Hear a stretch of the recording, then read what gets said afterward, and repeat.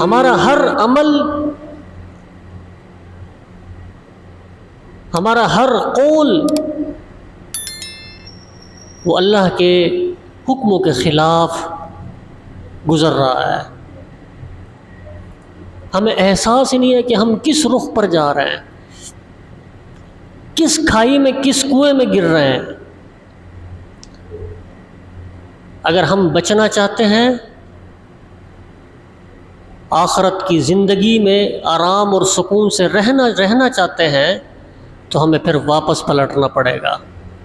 ہمیں نبی کریم صلی اللہ علیہ وسلم کی سیرت کو اپنانا پڑے گا۔ ہمیں ہر وہ عمل جو اللہ کے نبی نے حکم دیا، ہمیں وہ اختیار کرنا پڑے گا، تب ہم کامیاب ہو سکتے ہیں۔ آج ہم بھلے سے جتنا بھی عبادتیں کر لیں، جتنا بھی اسلام کا ہم نام لے لیں، لیکن ہمارے اندر وہ روح تو موجود نہیں ہے نا، وہ کلمہ ہمارے اندر زندہ نہیں ہوا کہ جب لوگ کلمہ پڑھتے تھے، نعرہ تکبیر بلند کرتے تھے، تو اللہ تبارک و تعالیٰ کی مدد وہ نازل ہونا شروع ہو جاتے تھے۔ ہم نے تو صرف زبان سے کلمہ پڑھا، دل میں نہیں اتارا۔ زبان سے پڑھا، دل میں نہیں اترا ہوا۔ ہمارا تو وہ حال ہے کہ جیسے ایک گدھے کو شیر کی کھال مل گئی، اب جب اس گدھے نے وہ شیر کی کھال پہنی، اب جب اس نے اپنے آپ کو دیکھا تو بڑا اس کو خوشی محسوس ہوئی، فخر محسوس ہوا کہ میں تو شیر بن گیا، اتنا لمبا چوڑا قد داور شیر۔ اس کے دل میں خیال آیا کہ میں جا کر لوگوں کو ڈراؤں۔ اس نے وہ کھال پہنی اور بستی کی طرف، شہر کی طرف وہ چل پڑا۔ جب لوگوں نے دیکھا کہ اتنے بڑے قد کاٹ کا شیر، تو لوگ اس سے ڈرنے لگے، بھاگنے لگے۔ اب وہ شیر ان کو دیکھ کر خوش ہوتا تھا، وہ سوچنے لگا، اس کے دل میں خیال آیا کہ کیوں نہ میں ان کو اپنی آواز سے بھی ڈراؤں۔ جو لوگ میری شکل دیکھ کر ڈر رہے ہیں، تو جب میں آواز دوں گا، آواز نکالوں گا، تو لوگ اور ڈریں گے۔ لیکن اس کو کیا پتا تھا کہ میں تو گدھا ہوں، کھال بھلے سے شیر کی پہنی ہوئی ہے لیکن ہے تو گدھا۔ تو کہتے ہیں کہ اس نے جوش کے اندر، خوشی کے اندر، اس نے جب آواز نکالی تو آواز تو وہ گدھے کی آواز تھی۔ تو جو لوگ بھاگ رہے تھے وہ واپس پلٹ آئے، رک گئے۔ انہوں نے کہا یہ تو گدھا ہے۔ انہوں نے ڈنڈے اٹھائے اور اس شیر کے پیچھے بھاگ پڑے۔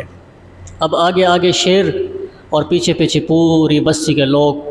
تو ہمارا تو وہ حال ہے کہ ہم کلمہ زبان سے پڑھتے ہیں، اندر کچھ نہیں ہے، روح خالی ہے، روح مردہ ہے، جسم ہے لیکن روح سے خالی ہے۔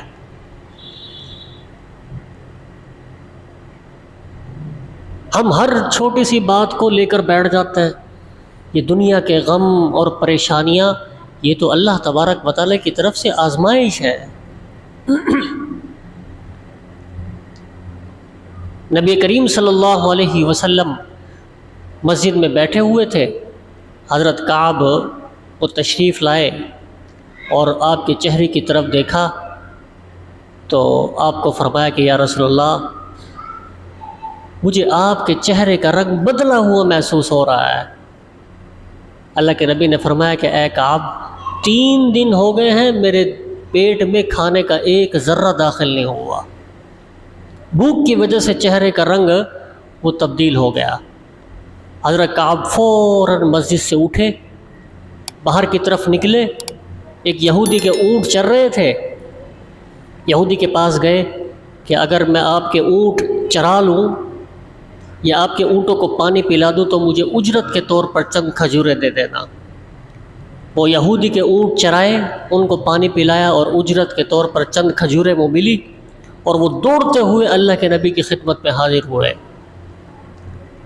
اے اللہ کے نبی آپ نوش فرمائے۔ اللہ کے نبی نے ایک کھجور اٹھائی اور فرمایا کہ اے کعب، کیا تو مجھ سے محبت کرتا ہے؟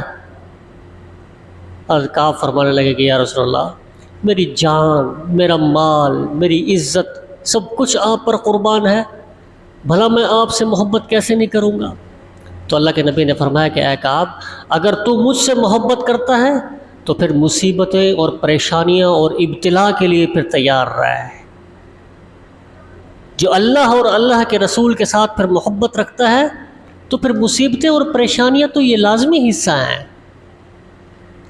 کبھی کبھی اللہ تبارک و تعالیٰ آزمائش کے طور پر یہ مصیبتیں پریشانیاں یہ دیتا ہے